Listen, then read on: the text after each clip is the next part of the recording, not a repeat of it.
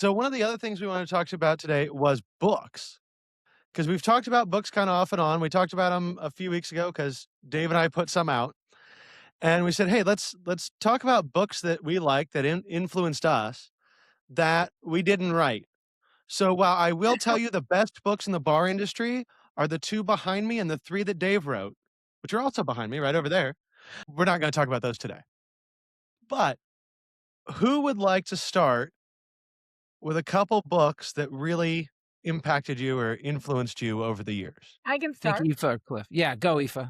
Go, Eva. Go, Aoife. I know because I've just moved, all my books were packed up. So I had to just rummage to find them. When I started off, I started working for a group of bars, restaurants, festivals. Uh, I'm laughing at you, Dave, saying, you can't believe that the bar people are able to just run this big event and not even breaking a sweat. But we basically work in production is what we do. So we produce every single day, every single shift, all about, the stage and all the rest. One of the books that my boss at the time, he bought copies for all, like Monoxy saying she's going to buy your book and give it out to all her guys. It was one of the books that he got for all of us was the good old classic Setting the Table, Danny Meyer. Oh, yeah, yeah. Mhm.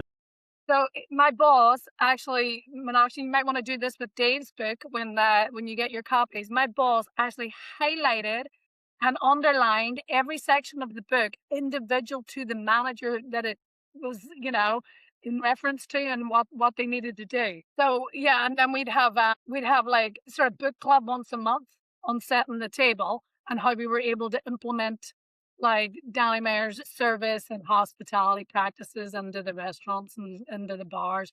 There was very different types of service and all the different venues within the group that I worked in. So that was quite influential in my early career, just to do the service and hospitality and and how to deliver for your guests. And when I moved more into sort of drinks and training and all the rest, Monoxial know this one. Yeah. Gary Regan, The Joy of Mixology. So yeah, it was the sort of go-to Bible for doing any sort of lists, any sort of research, any sort of drink. So sort of old school, very old school, my books. Old school is not bad. Yeah. No, Normally I that mean, means they knew something. yeah. I'm not up with the new authors in the industry at the minute, obviously, Chris and Dave. Yeah, look, you have to read our stuff. Did I tell you that it's available at Amazon.com? Did I mention? Or check either of our LinkedIns and you'll find links to both books. Yeah.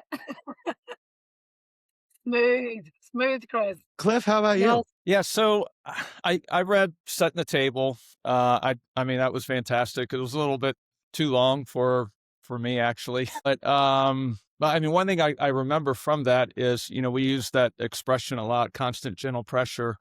That he I guess he describes some moving the salt shaker every time back in the center of the table, and so we use that term constant gentle pressure around here a lot. But I also like to say that sometimes you're just going to have to fire the guy that can't figure out how to put the salt shaker back on the table. So that was sort of missing from that book.